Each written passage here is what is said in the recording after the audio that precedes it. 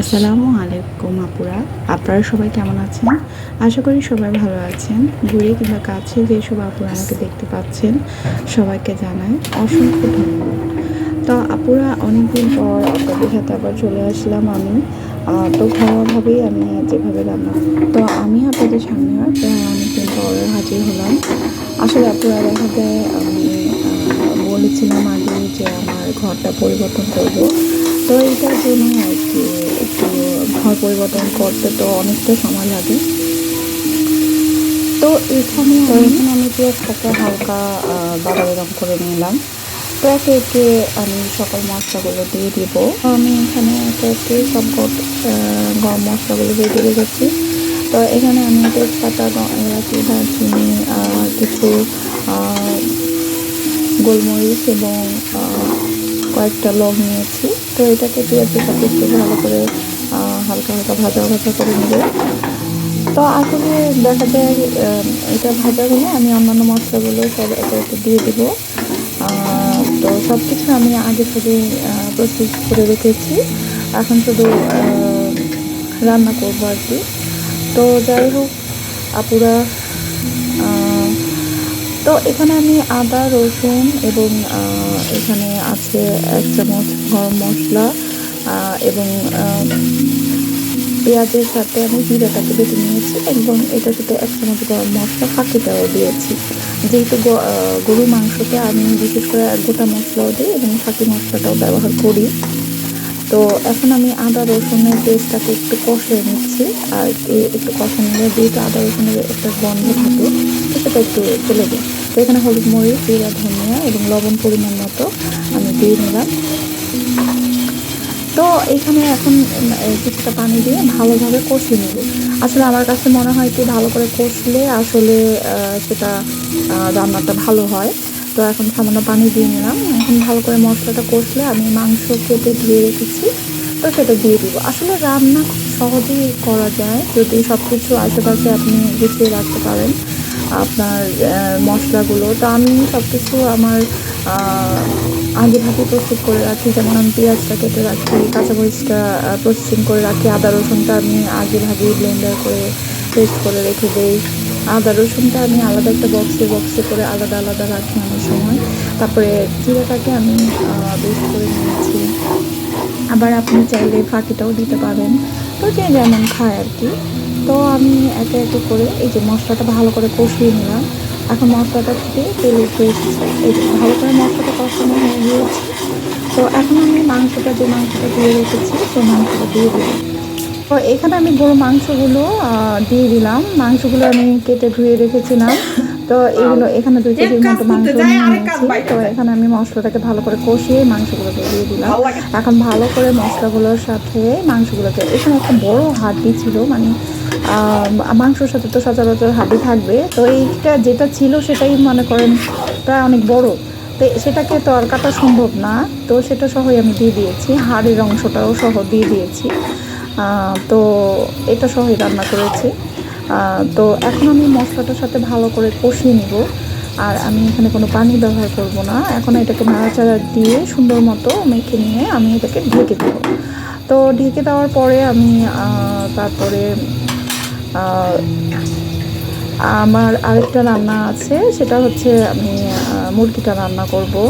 তো মুরগি তো এর আগে আমি অবশ্যই দেখিয়েছিলাম, তো সেটা কারণে তো এগুলো পাকিস্তানি ককগুলো।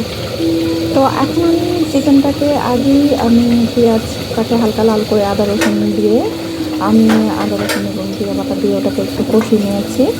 আর এখানে আমি গোটা গরম মশলা ব্যবহার করেছি, আমি পুরো গরম মশলা দিব না, যেহেতু একটা মুরগি। তো যে যেমন খায়, আমি আসলে মুরগির মাংসতে গোটা গরম মশলা পুরো পছন্দ করি। তো এখানে আমি এলাচি, দারচিনি এবং তেজপাতা দিয়ে দিয়েছি, আর কয়েকটা লং দিয়েছি।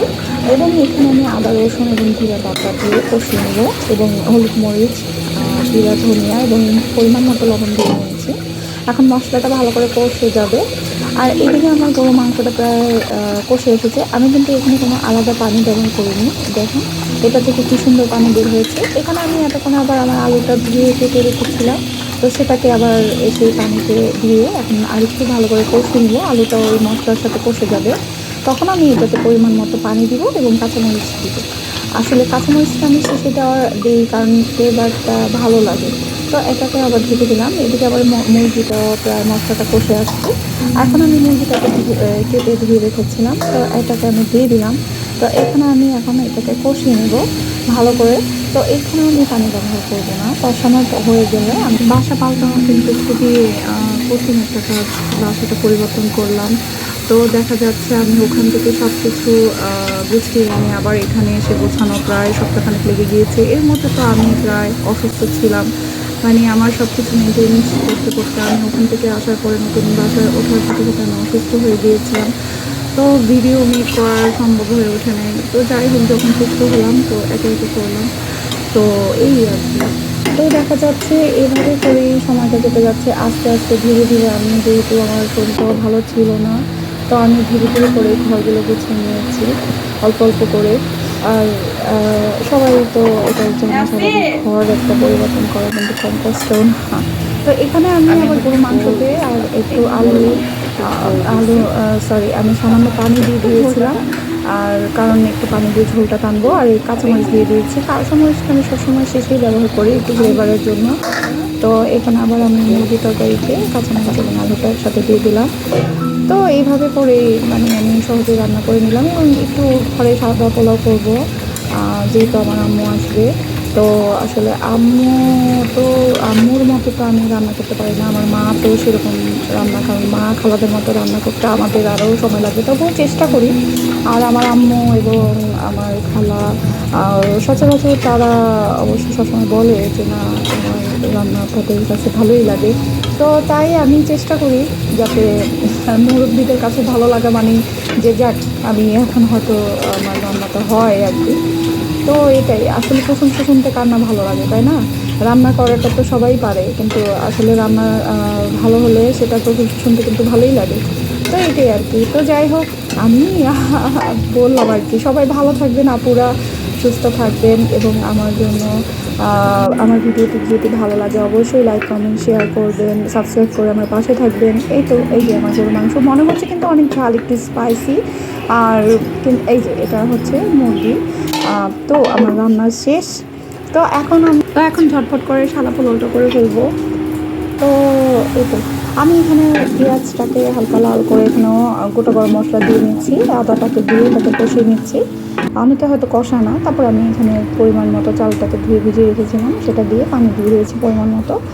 আর এটা তো সবাই জানে, যদি আমি 1 কেজি রান্না করি তাহলে প্রত্যেকে আমি এইভাবে হিসাব করে পানি দিই, যেটা দিয়ে ওটা দিয়ে মানে 1 পা চালে 2 পট পানি, মানে এইভাবে পরিমাণ মতো দিই আর কি। তো যাই হোক, আমার পোলাওটাও হয়ে গিয়েছে। সাদা পোলাও ঝটপট করে তৈরি করে নিলাম। আর ঝটপট করে তৈরি করে নিয়ে আমি খুব কম তেলে রান্না করেছি। তো ভালো থাকবেন সবাই, খোদা হাফেজ আপুরা।